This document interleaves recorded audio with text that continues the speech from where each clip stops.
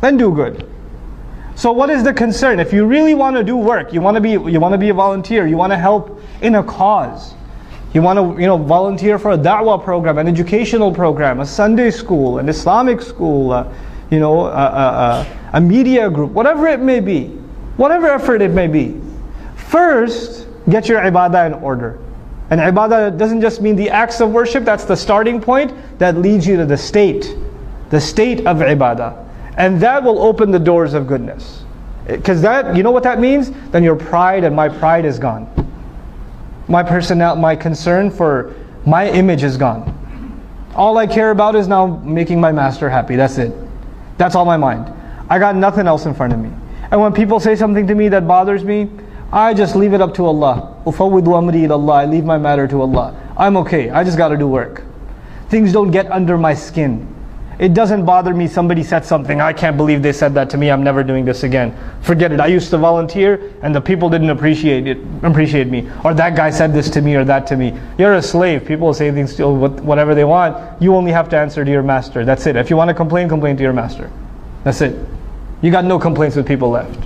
You're fine. That's waf'alul khair. And then subhanahu wa ta'ala he says, لَعَلَّكُمْ تُفْلِحُونَ, so you can attain true success. What's beautiful about this ayah is what I started this discussion with. I said Islam is concerned with more than yourself. Remember that?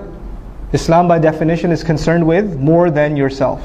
If you say irka'u wasjudu wa'budu rabbakum, that's yourself. Make ruku', make sujood, be in a state of ibadah. But when he says waf'alul khair, do good, good helps who? Others. Now, if you really want to be successful, then you have to help others. You have to do good for others. لَعَلَّكُمْ تُفْلِحُونَ, so you can be successful. But even if you do good for others, it's not for them, it's for who? Yourself. So our voluntary contributions in whatever way, shape or form are actually efforts to help our own selves. Don't ever, should I dare look back at a masjid that I gave time to, a program, a convention I helped put together, a check I wrote to the school or whatever, and say I helped them, I only help myself. And the moment I say I help them, it doesn't count for me anymore. I cannot go to Allah and say, Ya Allah, where's the money I gave?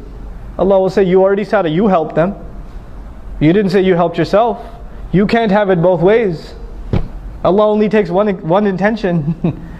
So if you're going to give, whether you give time, whether you give money, whether you give effort, whether you give suggestions, if you're going to give, you better only expect returns from Allah. You expect anything from anyone else, Allah doesn't like to share intentions.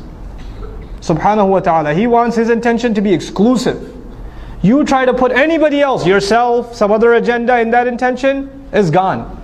It doesn't count for anything. So you know how sometimes in Islamic organizations, especially because so many of our organizations are donation dependent. Masajid are donation dependent, schools are donation dependent, right? Da'wah organizations are donation dependent, publishers are donation dependent. People write a big check, somebody writes a $20,000, $30,000 check or something. And then all of a sudden shaitan comes to them first of all and says, Mabruk. And then he says, hey, by the way, why don't you give them a suggestion about the color of the carpet? I mean, after all, you wrote a big check. You should at least have some weight in your opinion. And so you go and you give a suggestion. You didn't give a suggestion before you wrote the check, but all of a sudden, now your opinion just got $30,000 heavier. So you want to give an opinion. And you're expecting that your opinion will be taken a lot more seriously. Now why? Because you gave some money.